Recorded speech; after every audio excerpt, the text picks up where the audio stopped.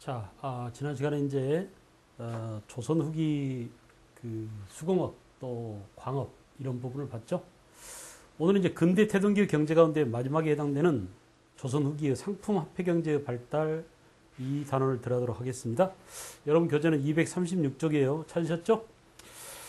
자, 상품 화폐 경제의 발달이라고 했는데 결국은 뭐냐? 상업이 발달했다는 얘기입니다. 상업이, 즉 장사가 많이 번창하게 되고 이 장사가 발달하게 되면 어때요? 돈이 또 널리 유통되게 되겠죠. 우리 역사를 통틀어서 화폐가, 이 돈이 만들어지는 것은 많이 있었어요. 여러분 머릿속으로 한번 정리해보자. 저 멀리 옛날 철기시대에 중국에서 들어온 화폐들이 있었잖아요. 그래서 뭐 반량전, 오수전, 그 유명한 칼처럼 생긴 뭐예요? 명도전, 이런 철기시대의 돈들은 우리 돈이 아니라고 그랬죠. 그런데 이제 그 고려시대 들어와서 처음으로 우리가 만든 돈, 건원중보가 고려 성종 때 만들어졌지만 역시 유통되지 않습니다. 고려시대 또 여러 가지 돈들이 숙종 때 많이 만들어지죠. 고려 숙종 때하고 조선 숙종 때 특별히 화폐랑 관련이 많이 된다. 돈이 많이 만들어진다. 이런 얘기 했어요. 그래서 고려 때는, 고려 숙종 때는 해동통보, 해동중보, 사만통보, 사만중보, 그죠? 동국통보 이런 여러 돈들이 많이 나오는데 유통되지 않습니다. 입장. 국가는 유통시키려고 그래. 화폐를 발행하고 화폐를 유통시키면 경제의 헤게모니, 주도권을 쥐잖아요. 그러나 이제 그 당시에 고려 귀족들이, 문벌 귀족들이 결국은 화폐 유통을 반대합니다. 알겠죠? 경제의 주도권을 국가한테 뺏겨버리면 귀족들이 그동안 행사해왔던 기득권을 놓치게 되잖아. 그래서 화폐는 만들어지긴 했지만은 널리 유통되지 않는다. 이렇게 정리를 해드렸습니다. 기억나시죠? 기타 이제 또 하나 기억해야 될 것은 숙종 때, 고려 숙종 때 은병, 활구라고 하는 은 한 근으로 우리나라 지형을 본떠서 만든 그런 돈이 있었지만 역시 별로 유통되지는 않았다. 조선시대 들어와서 조선통보, 그죠? 태조 때 저화라는 돈이 있었고요. 기타 이제 조선통보, 세종 때죠. 그 다음에 이제 그 돈들이 별로 유통되지 않습니다. 특히 이제 세조 때 같은 경우는 말이에요. 유엽전이라고 하는, 전패라고 하는, 평상시에는 돈으로 사용했다가 유사시에는 화살촉으로 사용하는 이런 그 기발한 아이디어를 갖고 있었습니다. 여러분 생각해보세요. 그러니까 화살촉을, 돈을 화살촉으로 쏴서 쏜다는 게 좀 그렇게 느껴지지만 실은 그렇지 않아요. 우리가 지금 그 총 한 방 쏠 때마다 돈이 얼마씩 깨지는 줄 아십니까? 미사일 한 방 쏠 때마다 얼마나 많은 돈이 날아가는 줄 아세요? 그래 안 그래? 어떻게 보면 전쟁이라고 하는 것은 이렇게 소모전인지도 모릅니다. 그래서 그 세조 때의 유엽전이라고 하는, 전패라고 하는 것은 상당히 유용한 것이었지만 그 당시 이제 전쟁이 별로 없었으니까 실제로 화폐도 그다지 유통되지도 않았고, 그 돈의 기능이 여러 가지가 있다고 그래서 팔방통보 뭐 이런 별명도 있다고 합니다. 그러나 유통되지 않았어요. 그런데 조선시대에 와서 조선 숙종 때 처음으로 상평통보가 이제 널리 유통되게 되더라. 왜냐? 숙종 때 1708년 대동법이 전국적으로 시행되잖아요. 그래 안 그래?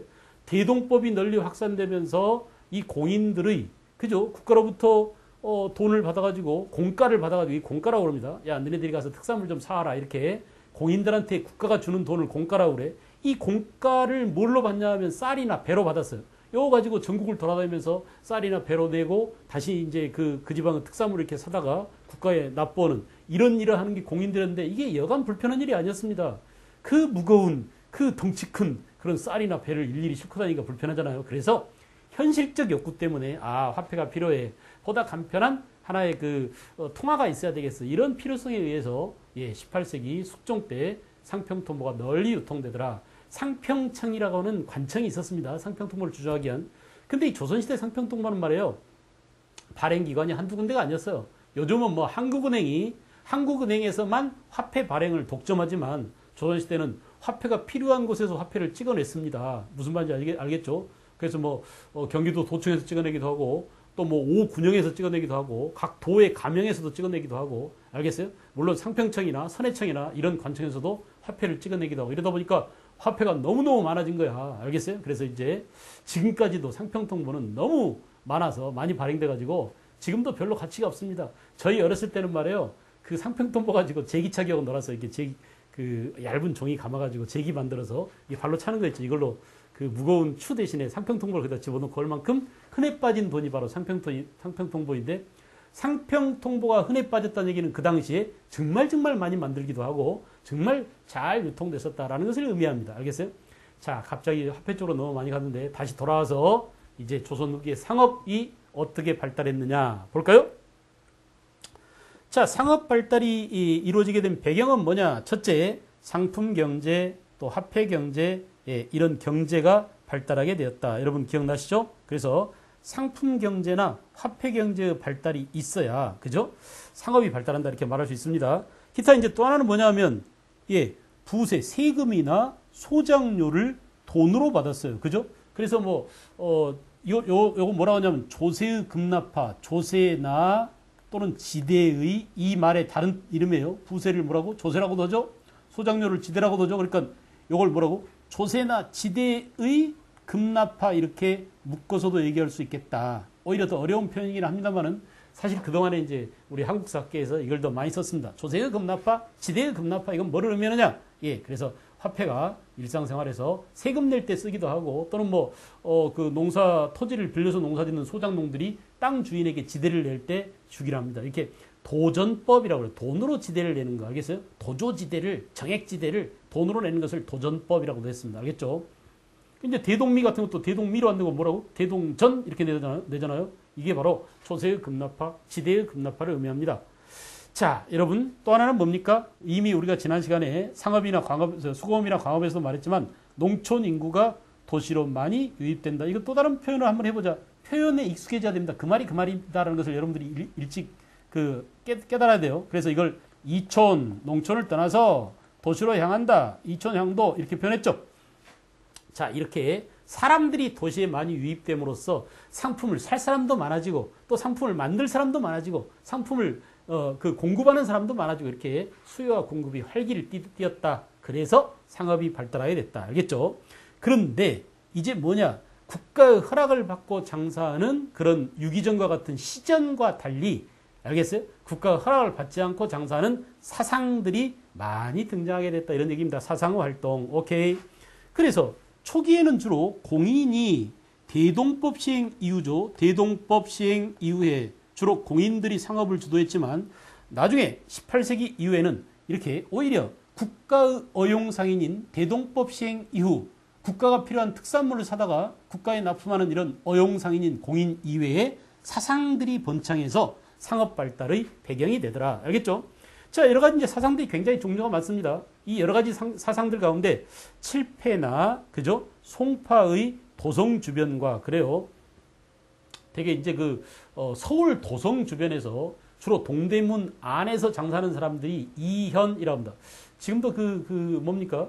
이자가 백꽃 이자야. 배옥의 꽃에 이런 말 하죠. 이현이에요, 이현. 알겠어요?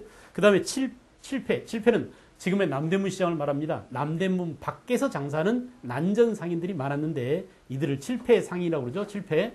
그 다음에 이현, 칠패. 그 다음에 이제 종로에도 종로 1가, 2가, 3가, 4가 이렇게 시전 상인이 있는 그곳에도 역시 사상들이 진출했었어요. 그 밖에 이제 송파, 나루터 이렇게 도성 주변에 사상들이 국가가 허락받은 시전 상인이 아닌 그런 사상들이 활기를 띠고 있었다. 그 다음에 이제 개성이라든지 의주라든지 동네라든지 이렇게 지방 도시에서 살려가는 사상도 있어요. 여러분, 아주 중요한 개성의 무슨 상입니까? 송상. 그죠? 인삼 판매업으로 돈을 많이 번. 알겠어요? 송상. 의주 상인을 만상이라고 그러거든요. 동네 상인을 레상이라고, 레상. 여러분이 의주의 만상, 또 동네 내상, 그리고 개성의 송상, 이 사람들은 특히 대외 무역에도 참여를 많이 했었다는 점에서 중요합니다. 아주 중요합니다. 다시 하겠어요. 송상은 의주의 만상과 동네 내상을 연결하는 중개무역으로 번창해서, 중개무역, 무역 가운데서도 중개무역으로 돈을 번 사람들이 송상이고, 만상은 뭐냐? 주로 지역으로 보니까 만상은 의주 아닙니까? 그래서 청과의 무역을 만상이 주로 담당했고요. 동네 내상은 당연히 어디랑 무역을 했겠어요? 그래요. 일본과 외놈들과 무역을 주로 동네 내상이 맡았다. 뒤에 또 나옵니다. 그 다음에 이제 보세요. 지도를 한번 확인해 보면은 여기 만상은 뭐라고요? 다시 우리가 지명을 써보자. 의주의 만상. 그렇습니다. 그 다음에 여기는 어디라고? 개성의 송상. 그죠? 서울의 경강상인은 서울 지방상인이에요. 알겠어요? 지방상인인데, 이 경강상인은 주로 뭐냐? 운송업으로 돈을 벌었던 상인들입니다. 그래서 한강에 배를 띄워 이렇게 서남 해안 일대를 오르락내리락 하면서, 알겠어요? 이렇게 서남 해안 일대를 오르락내리락 하면서 주로 운송업으로 돈을 벌었다. 알겠죠? 특별히 잘 알아두십시오. 경강상인들. 그 다음에 동네의 내상, 여기는 부산 동네입니다. 그래서 외놈들하고 무역을, 여기는 청과 무역을 담당. 알겠죠? 예, 그래서 이렇게, 예, 우리 지방상이지만 한편으로 뭐라고요? 내상, 경강상인 만상은 대외 무역의 담당. 알겠어요? 만상은 청과 무역, 동네의 내상은 일본과 무역. 그리고 이 둘 사이를 오르락내락 하면서 송상이 중개무역을 담당했다라는 점. 여러분, 무역상인이 아닌 상인은 경강상인. 알겠죠? 경강상인은 무역상인이 아니고 운송업으로 돈을 벌었다. 알겠어요? 중개무역으로 돈을 번 사람들은 송상입니다. 특히 이제 송상은 전국에 브랜치, 지점들이 많이 있었습니다. 이 송상의 인삼 판매 조직망, 이 지점을 송방 그래요. 여러분 말로 한번 해보자. 뭐라고? 송방. 이렇게 각 지역의 특징적인 상인들을 잘 기억해 두십시오. 알겠죠? 자, 그 다음에 이제 보세요. 예, 만상은 주로 뭐냐? 청과 무역을 담당. 책문, 후시, 중강, 개시, 중강, 후시. 여러분 여기서 개시는 주로 뭐예요? 개시는 오픈된 시장입니다. 그래서 오픈마켓이니까 이건 뭐야? 아, 국가 간에 알려진, 알겠어요? 열려있는 무역, 공무역을 말해요. 공무역. 그죠? 그 다음에 후시는 뭐냐? 뒷거래입니다. 뒤에서 열리는 시장 이런 의미 아닙니까? 그래서 이것은 뭡니까? 몰래 이루어지는 밀무역, 사무역을 말합니다. 사무역. 이와 같이 공무역인 개시와 사무역인 후시가 중강지방, 중강은 지금의 의주입니다. 의주지방에서 주로 만상들에 의해서 독점되고 있었다. 그죠? 그러면 후시는 뭐냐? 이 후시 가운데 책문 후시는 여기 압록강 건너 청나라 땅 책문지방에 책문 후시가 번창했었습니다. 알겠죠? 그래서 역시 책문 후시, 중강 개시, 중강 후시는 전부 다 청과 무역과 관련된 그런 시장 규모를 말하고요. 그 다음에 송상은 전국적인 지점망을 갖췄는데 중개무역을 장악해 했었다. 특히 인삼무역을 주도하면서 중개무역, 그죠? 예, 인삼무역 판매 지점망 뭐가 있다고? 송방이 있었다. 기억나시죠? 경강상인은 선박 운송업을 장악하고 있었고 역시 이들도 거상, 돈 많이 번 상인으로 성장했다. 선박 건조 분야에도 당연합니다. 운송업이 주 종목이니까 배를 건조하는 데도 역시 일가견이 있었다 보면 되겠죠. 동네 내상, 일본과의 외관무역을 담당했다. 됐습니까? 좋아요. 넘어갑니다.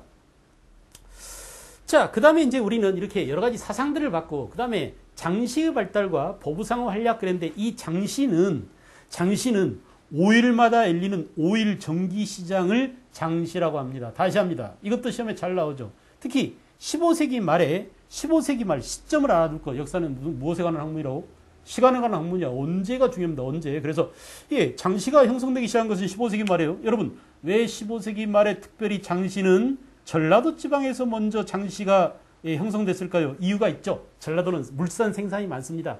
여러 가지 생산품이 많으니까, 잉여 생산이 많다 보니까 사람들이 먹고 쓰고 어때? 내다 팔 수 있는 동기가 마련된 거야. 알았어요? 그래서 난 이거 내다 팔 거야. 넌 뭐 가지고 왔니? 우리 서로 바꿀까? 이런 것들이 이제 자연스럽게 5일마다 한 번씩 모여서 물건을 교환하더라. 여러분, 5일마다 모이다가 어때요? 점점 잉여 생산이 늘어나면 야, 우리 매일 만나자. 그러면 뭐가 돼? 예, 정기시가 상설시장이 됩니다. 알았어요? 상설시장이 더 번창하면 어때? 아예 상업도시로 발달해요. 그래서 되게 이제 5일 정기시가 상설시장, 항상 열리는 시장으로 발달하게 되고, 항상 열리는 시장이 아예 사람들이 더 많이 모이면 예, 상설 상업도시가 되더라. 알겠죠? 18세기 중엽이 되면은 전국에 천여 개의 장시가 개설됐다. 우리나라 아주 중요한 특징이죠. 5일마다 이렇게 장시가 열리는 곳이 전국에 천여 개가 있어서 천여 개의 장시가 전국적인 네트워크를 형성하고 있었다. 유통망을. 알겠어요? 그래서 상업 중심지로서 기능과 함께 이제 이 장시와 장시를 돌아다니면서 장사하는 보부상들이 발달하게 됩니다. 여러분, 그 보부상 그러면은 아주 유명한 메밀꽃 필 무렵 생각나지 않아요? 이효석의 소설. 그러니까 이효석 소설 첫머리가 이렇게 나오죠. 여름 장날이란 애시당초 흘러먹어서 이렇게 나오는데, 야, 정말 그 봉평 메밀꽃 정말 가보고 싶습니다. 여러분도 기억나시죠? 예. 그 동이, 그래 안 그래? 이 동이라는 녀석이 말이야. 그 누굽니까? 그 같이 다니는 아저씨하고 이렇게 닮아가지고 혹시 이 녀석이 내 아들이 아닌가? 옛날 그 사귀던 그 여자, 주막집 여자의 뭐 아들이 아닌가? 둘이 사귀어서 난 아들이 아닌가? 이런 내용이 같은데 이제 소설 내용이 여러분이 아마 하도 시험에 많이 나오는 그런 작품이라 다 알 겁니다. 자, 이렇게 보부상이 있는데 보부상 가운데 보상은 보찜 장수예요. 원래 부상은 등찜 장수입니다. 그래서 지금도 이 사람들이 그런 그 후손들이 모임을 만들고 있는데, 우리가 이제 한국사 교과서에는 보부상 그러는데 정작 이 사람들은 보부상이라고 하지 말고 부보상이라고 해주세요. 이렇게 주장합니다. 왜냐하면 그 나름대로도 서열이 있고 그 중요도가 있는데 보상보다는 아마 부상이 더 큰 상이니 아무래도 그렇지 않겠습니까? 머리에 이고 다니는 상인들은 여자들이 아낙네들이잖아. 그래 안 그래? 그리고 지고 다니는 상인들은 훨씬 더 물건도 규모도 많고 더 크겠죠. 스케일이. 그래서 아마도 부보상이라고 주장을 하는데 쉽게 이게 잘 고쳐지지 않습니다. 우리는 그냥 통상 보부상이라고도 하고 혹시 시험에 부보상이라고 나와도 이게 보부상하고 똑같은 거구나. 여러분들은 그렇게 이해해 주십시오. 자, 어쨌든 이 보부상들은 이 5일마다 열리는 장시를 연결해서 하나의 유통망을 형성하고 있었다. 그리고 보부상단을 구성해서 전국을 무대로 활약을 했었다. 알겠죠? 여러 가지 생필품이나 곡식뿐만 아니라 알겠어요? 여러 가지 그 필수품들을 돌리는 유통을 시키는 그런 아주 중요한 상단이었습니다. 보부상. 조선 후기가 되면 이 보부상들이 이제 독립협회를 탄압하는 한국협회에 이용되기도 하고 알겠죠? 그 여러 가지 역할을 많이 하는데 보부상들을 좀 기억을 해 두십시오. 됐습니까? 그 다음에 자연히 이렇게 물건 유통이 활기를 띠다 보면 소규모 물건은 말이에요. 보찜장수나 등찜장수들이 이고지고 이렇게 전국을 네트워킹 시켜서 연결시켜서 유통망을 조직해가지고 팔 수 있지만 대규모 물건은 아무래도 교통이 안 좋은 알겠어요? 전국토의 70%가 산인데 우리나라 그 육로가 결코 평탄하지 않습니다. 지금처럼 터널을 뚫을 수도 없고 그래 안 그래? 그래서 대규모 물건 운송은 대개 배가 맡았다. 선박이 그러다 보니까 선박이 닿는 뭐예요? 포구가 발달. 상업의 중심지로서 포구가 발달. 알겠죠? 그래서 특히 이제 전국을 5일 전기치들이 네트워킹 돼 있지만 그 네트워킹의 허브 역할을 주로 뭐가 했느냐? 중심지 역할을 뭐가 했느냐? 바로 포구들이 담당했어요. 알겠죠? 그래서 조선 전기에는 주로 뭐냐? 주로 세금이나 세곡, 지방에서 걷어들인 세금, 알겠어요? 그 곡식 이런 것들을 또는 소장료를 이 중앙에 있는 땅 주인한테 갖다 줘야 되겠죠? 이렇게 운송하는 기지로서 포구가 발달했는데 조선 후기에는 뭐냐? 새로운 상업 중심지, 상업의 허브가 된다. 알겠죠? 허브가 뭔지 알죠? 우리가 이제 흔히 뭐 정치가들이 한반도를 동북아 허브로 만들자라고 하는데 허브는 자전거가 이렇게 있잖아요. 근데 자전거 안에 있는 이 축이 있지, 축. 여기다가 이제 바퀴 쌀을 하나씩 걸잖아. 이 중심 축을 허브라고 합니다. 알겠죠? 이렇게 전국에 천여 개의 장시들이 있는데 장시마다 그룹을 엮어서 그 그룹의 중심축 역할을 하는 게 바로 뭐였다? 포구였다. 이게 알겠어요? 그래서 포구는 여러 가지 장시의 센터 역할을 했다. 왜? 대량으로 물건이 포구에서 오고 포구에서 도매상한테 물건 떼어다가 부상들이 각각 장시에 가서 5일마다 열리는 정기시에 가서 팔 거 아닙니까? 그러다 보니까 자연히 포구가 아주 번창한 도시가 되더라. 알겠죠? 강경포가 아주 유명하다고 그랬죠? 그죠? 그 다음에 이제 이렇게 포구와 포구를 연결하는 운송업에 종사한 상인들이 누구라고 그랬어요? 아까 했었는데 잘했습니다. 한강에 배를 띄우고 주로 서남 해안 일대를 오르락내리락 하면서 포구를 장악한 운송업에 종사한 선박업에 종사한 이런 상인들을 우리는 경강상인이라고 하더라. 대표적인 선상이 바로 경강상이라고 했습니다. 경강상인. 그래서 경강상인이 선상 가운데 가장 으뜸이고요. 선박을 이용해서 각 지방의 물품을 선박 단위로 판매하기는 요즘 찻대기 이런 말 하잖아. 그 당시에는 배대기 알겠죠? 배대기로 그냥 배 단위로 선박 단위로 물건을 판매했었다. 여러분 이렇게 포구상이나 이런 데서 포구나 이런 데서 이제 도매업을 종사하는 그런 상인들이 있었는데 도매업에 객주, 여각 이런 사람들이요. 큰 장시에 상품 매매를 중개하는 알겠어요? 여러 가지 업종에 종사했습니다. 때로는 뭐 창고업을 겸하기도 하고요. 그죠? 또는 뭡니까? 돈을 빌려주기도 하고, 알겠죠? 여러 가지 역할을 담당해서 도매업을 겸하는 객주, 여각, 이런 것들이 아주 대표적인 큰 상인, 나중에 이제 도고로 많이 성장할 수 있었습니다. 자, 새로운 상업 중심지, 포구를 거점으로 해서 선상, 객주, 여각 등은 이런 전문 상인이 활약하게 됐다. 알겠죠? 선박 운송업, 그 다음에 여기는 뭐라고요? 여기는, 되게 큰 그 도매업에 주로 종사하더라. 알겠어요? 기타 이제 경강상인 다 했고요. 그 다음에 운송업, 보관업, 숙박업, 금융업, 그죠? 여러 가지 이런 것들을 통해서 어때요? 운송이라는 그죠? 보관이라는 창고업이야. 창고 이게 보관이 창고죠. 왜냐하면은 어마어마하게 많은 물건을 오늘 다 못 팔았어요. 그리고 다른 장시로 가야 된다. 그럼 어때? 다시 거기다 맡겨도 주인장. 객주어른 이거 다음 장에 와서 제가 또 팔 테니까 이거 좀 맡아 두실래요? 그러면 오늘부터 다음 장까지 5일 뒤에 오겠네. 5일까지 맡아주는데 얼마씩 내게. 이게 바로 뭐야? 창고업이죠. 보관업이죠. 그죠? 이렇게 특정한 업종에 전문적으로 종사하면서 돈을 많이 벌었다 이거야. 알겠어요? 오늘 하루 자고 가야겠습니다 하면 뭐야? 방 내주고 먹을 것 주고 돈 챙기는. 알겠죠? 돈 좀 꺼주세요 하면 뭐야? 금융업이죠. 이런 식으로 객주, 여각은 이거 다 묶을 수 있는 표현이 뭐라고? 전문상이다. 다시 합니다. 선상, 객주, 여각은 주로 어디에서 활약하던 전문상이라고요? 그래요. 포구를 무대로 활약하던 전문상인들이었다. 꼭 포구가 아니라도 좋습니다. 됐죠? 그 다음 이제 대무역의 발달, 아까 본 내용이에요. 주로 청나라는 국경지대를 중심으로 해서 개시무역과 후시무역, 이건 뭐라고? 공무역이다라고 이미 다 말씀드렸어요. 후시는 뭐라고? 사무역이라고 말씀드렸습니다. 그 다음에 그 중에 동네의 내상, 그죠? 의주의 만상, 그리고 개성의 송상 등이 있는데, 자, 이거 봐봐요. 청에서 우리나라에 들어오는 물품 뭐냐? 아주 정해져 있어. 비단, 서적, 약재, 문방구 이런 것들이 들어왔습니다. 다시 비서약 이렇게 알아두면 되겠죠. 비단, 서적, 약재 이런 것들이 주로 들어왔어요. 항상 중국에서 우리가 가져오는 물품들이니까 아예 입에 올려놓기 바랍니다. 외우지 않아도 알겠죠. 비단, 서적, 약재. 알겠어요? 대신 조선 후기에 주로 만상들이 중국에 팔아먹었던 물품 뭐냐면 인삼이 아주 대표적인 겁니다. 특히 이제 은 말씀드렸죠. 은이 있어야 중국에서 물건 사올 수 있다네. 왜? 중국이 지정은 제도, 그죠? 또는 뭐 은보이 제도를 함으로써 은 아니면 중국 가서 물건을 사올 수가 없단다 하면서 말이지. 은점이 70여 개나 만들었다고 했잖아. 17세기 말에. 기억나세요? 근데 특히 주의할 것은 종이. 이 종이는 우리가 굉장히 종이를 잘 만들어서 중국에서도 아주 조선의 종이, 그죠? 고려의 종이 그러면 고려시대부터 유명했었습니다. 그래서 다른 문방구는 우리가 중국에서 사오지만 우리의 종이, 당나무로 만든 그 조선 종이는 중국놈들이 앞다퉈 사고, 지금도 중국에 청나라 때 사간 조선의 종이가 아직도 중국 창고에 쌓여있을 만큼 그렇게 종이 수입이 많았답니다. 대단하죠? 그죠? 문명이라든 이런 것들을 내다 팔았다. 그리고 보세요. 여기서 사온 이 물품을 송나라 상인이 사가지고 다시 누구한테? 내상한테 팔면 내상이 다시 이것을 일본한테 팝니다. 알겠죠? 자, 일본에서는 또 어떠냐? 일본에서는 은이나 구리나 황이나 후추 이렇게 진귀한 물품들이 많이 왔어요. 여러분 봐봐요. 여기서 우리가 주의 있게 봐야 되는데 이게 이제 아주 옛날 수능에도 한번 나왔습니다.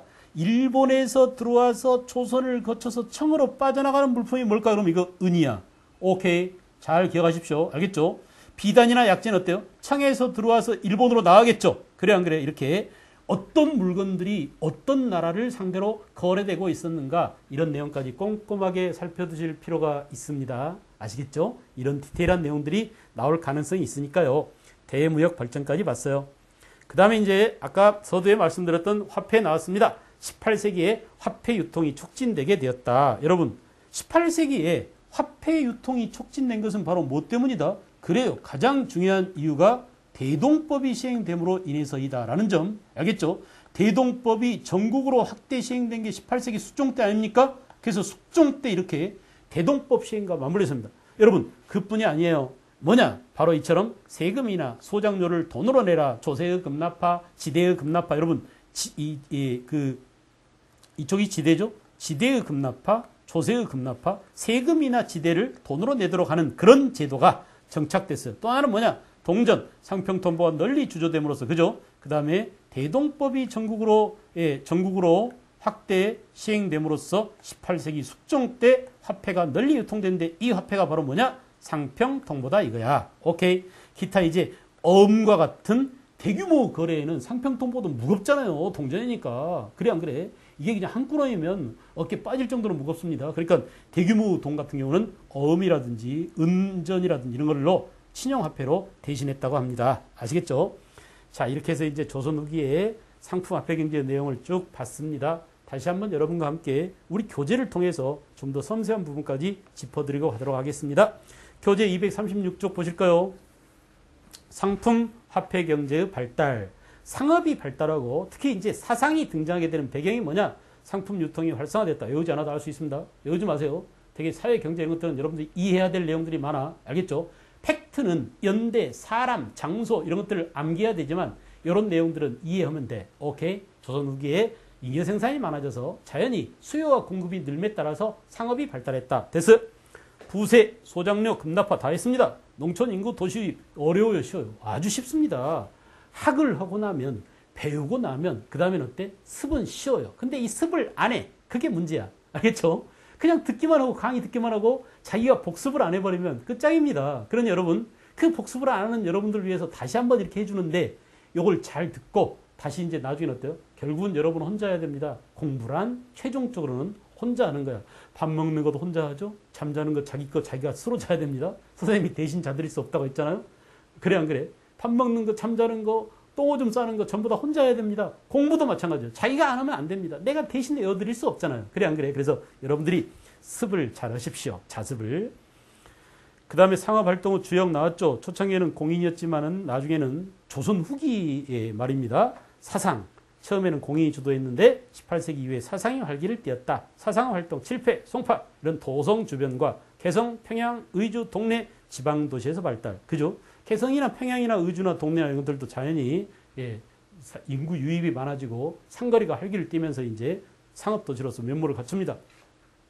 개성은 송상 다 했어요. 인삼 판매업의 그 주력 상품이 인삼 판매업이고 그 다음에 전국적 지점만 뭐가 있다고? 송방이 있다. 중개무역 잘 물어봐요. 경강상인 송상 잘 나옵니다. 선박 운송을 통해서 거상으로 성장 됐습니까? 그 밑에 사상의 성장과 그 다음에 시전과 난전의 그 내용들 금난정권을 실시하도록 한 것은 금난정권이 나왔죠. 여러분 이제 그 우리가 난전 상인들의 상행위를 금지하는 권리를 금난정권이라고 얘기했잖아요. 그래 안 그래? 시전이 알겠어요? 난전의 상행위를 막는, 알겠죠? 난전들이 함부로 상행위를 못하게 막는 같은 종류의 동종의 물품에 한해서입니다. 알겠어요? 같은 종류 시전이 판매하는 물품을 난전이 같은 물건을 못 팔게 막는 이른바 이거 우리가 그래서 뭐라고 그랬습니까? 독점 판매권 이렇게 얘기했죠. 독점 판매권 요즘으로 말하면 자 1791년 우리가 이걸 뭐라고 그러죠? 신해통공이라고 합니다. 신해통공. 그래서 신해통공 뭐냐? 유기전을 제외한 시전 가운데 특별한 시전인 유기전, 비단, 명주, 무명, 모시, 해산물, 그죠? 또 뭐 종이 이런 것들을 파는 그 유기전을 제외한 시전의 뭘 철폐한 거야? 금난정권을 폐지한 거예요. 철폐한 겁니다. 알겠죠? 자, 여러분 봐보세요. 난전이 장사를 할 수 없도록 시전이 막는 권리를 갖고 있었는데 왜 1791년 정조 때 신해통공이 통공정책이 시행됨으로써 유기전 이외에 나머지 시전들이 갖고 있는 금난정권이 없어져 버렸을까요? 왜냐하면 너무나 많은 사람들이 난전업에 종사하고 있었어요. 그래 안 그래? 우리가 늘 얘기했지 않습니까? 농촌 인구들이 도시에 와서 할 수 있는 일이 뭡니까? 요즘도 말이에요. 옛날 그 97년 IMF 이후뿐만 아니라 2008년 그 금융위기 이후에 직장에서 그만두고 알겠어요? 또는 뭐 자영업이 망해서 파산한 사람들이 제일 그래도 하기 쉬운 게 뭐냐? 포장마차 아니면은 또 뭡니까? 길거리 좌판상 아니면은 우리 전철에 가끔 올라와서 술에 끌고 거기다가 뭐 양말이며 마스크며 뭐 그냥 뭐 손전등이며 구두약이며 이런 거 파는 상인들 있잖아. 이거 정부에 세금 내지 않는 그런 상인들이에요. 그래서 그 사람들은 맨날 쫓겨다니는 거야. 지하철 영무원한테 쫓겨다녀, 경찰한테 쫓겨다녀, 또 구청 직원 단속을 피해서 쫓겨다녀. 알겠어요? 이렇게 난전 상인들의 수가 너무나 많아졌어. 그래서 시전이 난전을 잡으러 다니고 난전은 상행위를 막으려고 하다 보니까 결국은 뭐냐? 물건을 독점해서 시전이 팔게 되면 물건값이 천정부지로 올라갑니다. 그나마 난전 상인들이 물건을 싸게 공급해 주니까 없는 사람들은 그거 사다가 먹고 생필품을 사서 쓰는데 이걸 못하게 막아버리면 시전이 물건을 파는 것은 얘네들이 물건을 독점하는 거야. 같은 물건을. 그래 안 그래? 그래서 물가가 너무 올라. 지금 그 농촌을 떠나서 이촌 양돈 농민들이 도시로 올라온 사람들이 그렇게 많은데 그 사람들이 높은 물가고에 또 시달리고 있었어요. 그래서 안 되겠다. 난전도 살리고 도시에 올라온 서민들의 어려운 생계를 위해서라도 난전들이 마음대로 장사할 수 있도록 특별한 유기전을 뺀 나머지 다른 시전에 금난정권을 없애자. 이렇게 해서 신해통공정책이 나오게 된 겁니다. 한번 읽어볼까요? 가부터 보겠어요. 만결함에 서울을 새로 건설할 때 궁궐의 안쪽에는 종묘를 만들고 오른쪽에는 사직단을 만들도록 하였으며 궁궐의 앞과 관청 건물을 지금 이제 이건 뭐냐? 태조 이성계가 한양으로 도읍을 옮기고 그죠? 그 전에 이제 예, 누굽니까? 정도전이 수도를 한양을 설계할 때 지금 알겠어요? 도시 배치를 하는 것들을 지금 만기열하면서 보여주고 있는 겁니다. 그리고 관청 건물보다 더 앞으로 나아가 나라와 민간에서 필요한 물품을 구입하는 시장을 만들도록 하였다. 그죠? 여러 가게들마다 각기 상업의 규모와 판매할 수 있는 물품의 종류가 결정되어 있었고 서울에 사는 사람들은 저마다 일정한 직업이 정해져 있었다. 오케이? 그런데 최근에 국가의 지정을 받고 역을 부담하는 상인이 아니면서도 알겠어요? 국가의 지정을 받고 역을 부담하는 상인이 아니면서도 함부로 물품을 판매하는 상인들이 나타나 형조와 한성부에 명하여 잡아들이도록 하였다. 여러분 이렇게 난전이 장사를 못하게 막았었습니다. 나중에는 어때? 이 막는 그죠? 난전의 장사를 막을 권리를 시전한테 줬었단 말이야. 그 다음 나와보세요. 지금 우리나라에서 금난정권을 실시하도록 하는 것은 나라의 역을 지고 있는 유기전이 이익을 볼 수 있도록 하기 위한 것이다. 유기전이 그죠? 유기전이 금난정권을 시행하도록 한 것은 너네들은 국가에 세금 내고 하니까 알겠어요? 너네들한테 특권을 주마 이런 얘기입니다.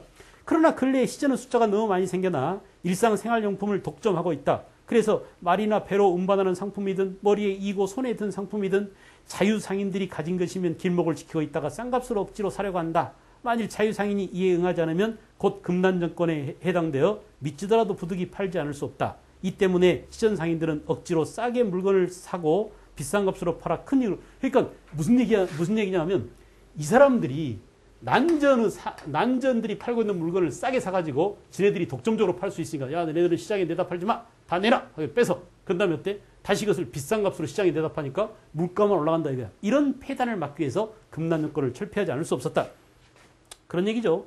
이 때문에 시전 상인들은 억지로 싸게 물건을 사고 비싼 값으로 팔아 큰 이익을 얻고 있다. 이들이 물건을 비싸게 팔아도 해당되는 시전이 아니면 물건을 구할 수 없으니 거기서 살 수밖에 없고 따라서 물가는 날로 오르게 된다. 정조 때 좌의정 최재공의 상소문의 일부. 그래서 신해통공 조치를 취함으로써 어때요? 이제 난전도 마음 놓고 장사를 할 수 있다. 알겠죠? 그래서 남대문 밖에 있는 칠패가 아주 유명한 난전 상가입니다. 이것이 이제 난전으로 바글바글 하게 돼서 오늘날은 남대문 시장이 된 겁니다. 동대문에는 뭐가 있어요? 동대문 시장이 있죠. 그래 안 그래? 그래서 이제 옛날에 이현 이게 동대문 시장이고 옛날에 칠패 이게 남대문 시장이 됐어요. 알겠어요? 이렇게 금난정권 폐지도 중요한 상업 발달에 중요한 영향을 미쳤다라는 점. 그 다음에 도고 활동 그랬는데 이 도고는 뭐냐? 자, 허생처럼 장사하는 여러 상인들 가운데 우리가 지금 조선 후기에 상품경제, 화폐경제가 발달하는 내용을 지금 봤습니다. 그래서 조선 후기에 사상이 발달하고요. 사상. 그죠? 사상 가운데 뭐가 있다고? 지방상인들이 있었다. 지방상인. 대표적인 지방상인 뭐가 있다고요? 동네 내상, 의주의 만상, 해성의 송상이 있었다. 기억나시죠? 또 사상 가운데는 뭐가 있었다? 객주라든지 여각이라든지 또는 보부상이라든지 그죠? 또는 선상 그죠? 대표적인 선상이 경강상인이 있는데 이 경강상인은 뭐라고요? 선상이기도 하면서 지방상이기도 하다. 한강에 배를 띄우고 그죠? 자, 이렇게 사상들이 크게 발달했었습니다. 또 하나는 뭐냐? 사상 가운데 난전도 있었다. 난전. 알겠어요? 그래서 허가받지 않는, 세금 내지 않는, 알겠죠? 그래서 이른바 자유상인을 우리는 난전이라고 하더라. 그런데 여러분 봐봐요. 원래 조선 초기부터 아까 우리가 이기자료에서 읽어봤잖아. 조선 초기부터 그 물건을 팔도록 점포를 만들어주고 허가를 내주고 그 다음에 상세를 내게 한 다음에 그들한테 특권을 줬던 관호상이 있었습니다. 그죠? 국가상이 있었어요. 관상. 관어상이죠. 그래서 대표적인 관어상인이 유기전입니다. 유기전. 그래서 6가지 물품을 왕실에 파는 어용상인이에요. 어용상인. 알겠죠? 유기전 가운데 관어상인을 우리가 시전이라고 하는데 시전 가운데 대표적인 게 유기전이고 이와 같이 시전과 유기전은 난전. 이 사람들이 장사를 하지 못하도록 막을 수 있는 권리 뭐라고? 금난전권을 가지고 있었다. 알겠죠? 금난전권. 그래서 이들이 독점 판매권을 갖고 있었는데 이 독점 판매권이 1791년 정조 때 폐지되게 됐다. 알겠어요? 유기전을 제외한 나머지 시전 상인들의 독점 판매권을 없앴다. 알겠어요? 이렇게 사상이 발달, 또 대표적인 관원상인 가운데 대표적인 상인이 뭐가 있느냐? 대동법 시행 이후에 등장한 공인이 있다고 그랬습니다. 공인 아주 중요하죠. 그래서 이 공인들은 대동법과 관련된 그런 상인들이다. 그죠? 대동법 시행 이후에 공가를 받아가지고, 그죠? 공가를 받아가지고 특산물을 구입한 다음에, 알겠어요? 국가에 납품해주는 이런 상인들을, 이런 어용 상인들을 공인이라고 하더라. 알겠죠? 이렇게 지방 상인들, 또 유기전, 그죠? 공인, 이런 것들이 활약함으로써 조선 후기에 상품 경제, 화폐 경제가 발달하게 되었다. 오케이. 그 다음에 이제 장시의 발달 나왔습니다. 5일 전기시 전국에 1000여 개가 만들어졌는데 처음에는 전라도 지방에서 처음 생겨났다고 그랬죠. 그죠? 광주 송파장, 은진 강경장, 여러분 좀 알아두세요. 상업 중심지. 경기도 광주입니다. 경기도 광주. 지금은 송파가 서울특별시 송파구로 편입되어 있지만 옛날에는 경기도 광주군이었어요. 알겠죠? 그 다음에 은진 강경장, 충청도 은진입니다. 덕원 원산장, 그죠? 함경도 덕원이죠.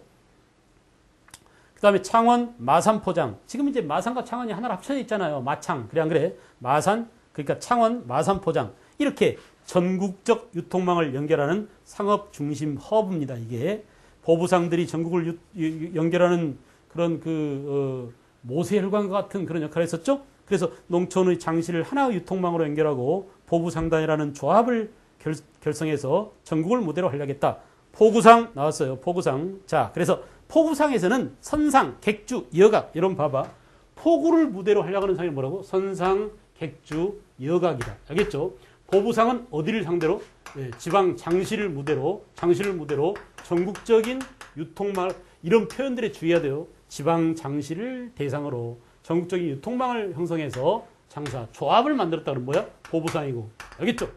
포구를 중심으로 장사했다 그러면 뭐라고? 사상 가운데 객주, 여각, 선상, 이 세 가지를 들여야 합니다. 잘 구분해 두세요. 중요합니다.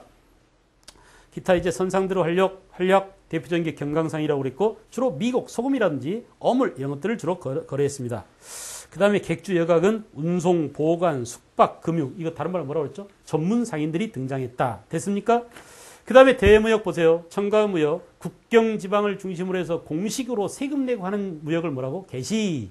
뒷거래로 하는 것을 뭐라고? 후시라고 했는데, 여러분 조선 후기의 무역에서는 개시보다 후시가 더 성행했어요. 알겠죠? 지금하고 비교해보세요. 지금도 인천항을 통해서나 또는 인천공항을 통해서 중국에서 물건 들어오는 게 있잖아요. 그러니까 컨테이너 박스에 세관을 거쳐서 정식으로 세금을 내고 관세를 내고 들어오는 물품 말고 보따리 상인들이 말이에요. 인천과 중국 사이로 왔다 갔다 하는 페리어를 타고 왔다 갔다 하는 그 물품의 액수가 더 많다는 얘기입니다. 조선시대로 말하면. 알겠어요? 그래서 세금 안 내고 사람들이 보따리 후시로 가져오는 이런 물품들이 더 많았다. 숫자, 그 액수가. 그래서 사적인 무역인 후시 무역이 밀수가 더 많았다는 얘기야. 쉽게 말하면 우리가 수입해온 물품은 비단, 약재, 문방구, 서적이죠. 비단, 약재, 서적 이렇게 알아두세요. 수출한 물품은 은, 인삼 대표적인 거라고 그랬죠. 특별히 종이가 있다라는 점. 이 종이 때문에 헷갈리는 사람이 많습니다. 선생님 문방구를 수입했다는데 종이도 문방구 아닙니까? 아니야. 종이는 특별해서 조선의 종이가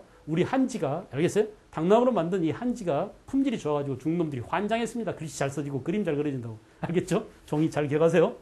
일본과의 무역은 17세기 이후에 외란 이후에 관계가 안 좋았잖아요. 17세기 줄긋고 광해군 때라고 씁니다. 광해군 1609년 무슨 약조? 기후약조. 우리 정치에서 다 배운 내용이야. 알겠어요?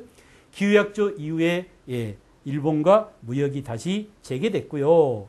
수입품 일본에서 들어온 은이 중국으로 나왔다. 일본에서 조선을 거쳐 중으로 가는 물품이 뭐냐? 은이다. 알겠죠? 중국에서 들어와서 일본으로 나가는 물품이 뭐냐? 창에서 수입한 비단, 약재, 서적 이런 것들이다. 오케이. 그 다음에 대무역상, 의주의 만상, 동네 내상, 오늘만 지금 3번 얘기하고 있습니다. 화폐 유통, 18세기 후반에 화폐 유통이 크게 촉진되더라. 특히 상평통보가 주조돼서 널리 유통된다. 줄 그으세요. 개인이 주주하는 경우도 있었다. 알겠어요? 화폐를 아무나 개나 소나 다 화폐를 만듭니다. 그 지방 간청마다 요즘 같은 말에 육군 참모총장도 만들고 알겠죠? 도지사도 만들고 알겠어요? 서울에 있는 수도경비사령부에서도 만들고 이런 식으로 말이야. 돈 필요하면 지가 찍어냈습니다. 각 간청마다. 오죽하면 개인이 자기 개인 소유 돈도 만드는 거야. 알겠죠? 이렇게 개인이 주주하는 경우도 발생했다. 그런데 문제는 뭐냐? 지주나 대상인들이 화폐를 고리대나 재산의 축적 수단으로 이용해서 동전이 부족해지는 현상이 생기더라. 이걸 뭐라고 하냐면 전황이라고 해요. 말로 한번 따라 해보세요. 이게 돈 전자입니다. 그 다음에 가물 황자예요. 돈이 가뭄 들었네 이런 얘기야. 자, 여러분 이런 얘기입니다. 지금 우리가 조선 후기에 18세기 숙종 때 대동법이 전국적으로 시행되면서 상평통보가 널리 유통됐다고 했지만은 문제는 뭐냐? 상평통보만 유통된 게 아니야. 여전히 배나 쌀도 돈 역할을 합니다. 이 배나 쌀을 현물화폐라고 해. 말로 해봐. 뭐라고? 현물화폐. 그러니까 예, 동전도 유통되고 현물화폐 유통되는데 사람들이 현물화폐인 배나 쌀을 어떤 그 물건값으로 받는 것보다는 돈을 받는 걸 좋아해. 알겠어요? 그래서 돈이 수중에 들어오면 안 내놔. 쓸 일 있으면 쌀이나 배로 쓰고 받을 거 있으면 돈으로 받으려고 그래. 그냥 돈은 짱 박아놓고 안 내놓습니다. 왜 그럴까요? 왜 그럴까요? 무슨 일이 있을까요? 그래요. 이런 일하고 똑같습니다. 여러분이 만약에 돈 두 종류를 받았어. 세뱃돈으로. 하나는 그냥 빳빳한 거 할아버지가 주셨는데 5만 원짜리야. 그리고 하나는 아버지가 꾸기꾸기한 거 10,000원짜리 5개 줬어요. 자, 좀 이따 슈퍼 가서 엄마가 맛있는 거 사 먹자고 했을 때 여러분 쎄빠빠 5만 원짜리를 낼 거야? 아니면은 꾸기꾸기한 10,000원짜리를 낼 거야? 당연히 10,000원짜리를 내겠죠. 알겠어요? 그래서 이게 맞는 말인지 모르겠습니다. 지금은 이런 말 잘 쓰지 않는다고 그러는데 옛날에 그레샴의 법칙이라고 있었어요. 통화와 관련된 이 화폐와 관련된 유명한 얘기인데 그레샴의 법칙 해가지고 악화가 양화를 구축한다 이런 말이 있습니다. 돈이 두 종류가 있으면 좋은 돈은 사람들이 개인이 소장하려고 그러고 나쁜 돈은 자꾸 쓰는 거야. 그러니까 돌아다니는 돈은 나쁜 돈이 돌아다니고 좋은 돈, 가치 있는 돈은 개인 수중에서 잘 안 나오려는 경향이 있다. 그러니까 사회적 입장에서 볼 때, 유통이라는 입장에서 볼 때 좋은 돈은 숨어버리고, 그죠? 나쁜 돈만 판을 친다. 이걸 뭐라고? 악화가 양화를 구축한다. 이렇게 표현하는데, 알겠어요? 내가 지금 경제 전문으로 그 경제를 하는 친구한테 물어봤더니 요즘 이제 그래서 법칙이 잘 통용되지 않습니다. 왜냐하면 신용화폐 이런 것들이 워낙 많아져가지고 화폐로서 기능이 별로 없기 때문에. 알겠죠? 우리가 종이화폐나 동전 이런 것들이 많이 쓰지 않는 경향이 생겼잖아요. 여러분 또 생각해 보세요.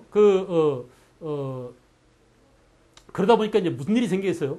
자, 이제 화폐가 있어야 아까 뭐라고? 세금도 조세도 돈으로 내야 되고, 그죠? 또는 뭐야?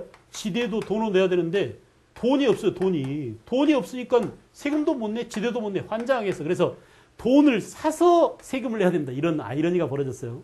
이런 이율배반이 생긴 거야. 알겠어요? 세금을 내기 위해서 돈을 구하러 다녀. 그래가지고 원래 돈값이 여기가 5전이라고 이렇게 써 있잖아. 5전. 그래 안 그래? 5전짜리를 6전 주고 사가지고 세금 5전 내는 거야. 그러면 돈 사느라고 1전 손해보는 거죠. 근데 거꾸로 말해봐. 돈 가지고 있는 사람 어때? 5전짜리 하나 갖고 있으면 1전 이득 보잖아. 그래 안 그래? 이렇게 돈을 가지고 돈을 팔아서 돈값을 이득을 남겨가지고 고리대업처럼 말이지 이렇게 이물을 보는 사람들이 많아졌습니다. 그래서 돈이 그냥 전부 다 개인 수중으로 짱 박혀 있어. 그러다 보니까 돈이 사회에서 없어져 버리는 이런 현상을 뭐라고 그래? 돈이 가뭄 들었네. 뭐야? 전황이라고 해요. 알겠죠? 전황 개념. 사회에서 유통되는 화폐가 사라져버리는 현상을 말한다. 전황. 왜냐? 지주나 대상인들이 화폐를 고리대나 재산 축적의 수단으로 여러분 만약에 쌀을 재산으로 갖고 있으면 어때요? 시간이 지나면 지날수록 값어치가 떨어지죠. 쌀이 맛이 없어지고 썩고 쥐가 파먹고 벌레 먹고 그러잖아요. 근데 동전은 그럴 염려가 없어. 그러니까 사람들이 돈을 환자하고 서로 가지려고 하는 거야. 그래서 사회에서 돈이 누군가 수중으로 들어가서 안 나오는 현상, 그래서 없어지는 현상을 뭐라고? 전황이라고 한다. 됐습니까? 그 다음에 이제 신용화폐로서 대규모 상거래에서 동전은 무겁고 중량이 나간다 이거죠. 환이나 어음 등이 신용화폐로 종이딱지화폐가 이렇게 사용되게 됐다. 대규모 대량 거래요. 그 다음에 상품화폐 경제의 진정과 상업자본 성장의 증거라고 볼 수 있다. 신용화폐가 등장했다는 얘기는 그만큼 이제 화폐 경제가 일반화되고 돈에 대한 인식이 바뀌었다. 이런 얘기죠. 그 다음에 밑에 아까 제가 말씀드렸던 돈들이 쫙 나왔습니다. 저하, 태종 때 만들어진, 알겠어요? 조선 최초의 지폐고, 조선통보 세종 때, 팔방통보 세조 때, 유엽전 그랬죠? 그 다음에 상평통보, 인조, 효종, 숙종 때 만들었는데 숙종 때 전국적으로 유통 줄그세요. 만들기는 인조 때 만들었지만은 숙종 때 대동법이 시행되면서 상평통보가 전국으로 유통됐다. 알겠죠? 지방 관하에서도 발행하고 실제는 뭐라고? 개인이 발행한 적도 약 35종이나 있다고 그럽니다. 돈을 발행한 기관이. 알겠어요? 그 다음에 이제 고종 때 대원군이 경복궁을 지으려고 마구 만들었다가 물강 등을 초래한 나쁜 돈 당백전. 그죠? 그리고 나중에 1883년, 1895년 사이에 사용된 이모군란 때 재정을 보충하기 위해서 만든 당호전이 있었다라는 점까지 알아두시면 예, 우리 한국사에서 화폐는 다 끝납니다. 이렇게 돈이 나쁜 짓을 많이 하니까 예, 실학자 이익 같은 경우 중농학파 실학자죠. 야 차라리 돈을 없애버리자. 돈 때문에 돈을 벌게 되고 돈 없는 놈은 돈 거느라고 돈이 없어서 세금을 못 내니까 돈 거느라고 돈값을 더 높은 값을 지불하느라고 이렇게 예, 그 빈부차가 더 심화되는 이런 돈을 차라리 없애버리자. 이렇게 돈을 없애버리자라는 게 뭐야? 패전론이야. 알겠죠? 패전론 이런 주장이 있었다라는 것까지 알아두시면 되겠어요. 됐습니까? 자 이렇게 해서 이제 경제 대장정을 마쳤습니다. 그 뒤에 있는 근현대사 경제는 우리가 근현대사를 간략하게 넘어갔잖아요. 경제까지 하기 힘듭니다. 그래서 여러분들이 한 번씩 읽어보시고 나중에 이제 근현대사를 따로 하면은 더 자연스럽게 알 수 있으니까 우리 한국사에서는 여기까지 다루고요. 바로 이제 다음 시간부터는 사회로 넘어갑니다. 우리 한국사에서 사회사의 내용을 또 다루겠습니다. 수고했습니다.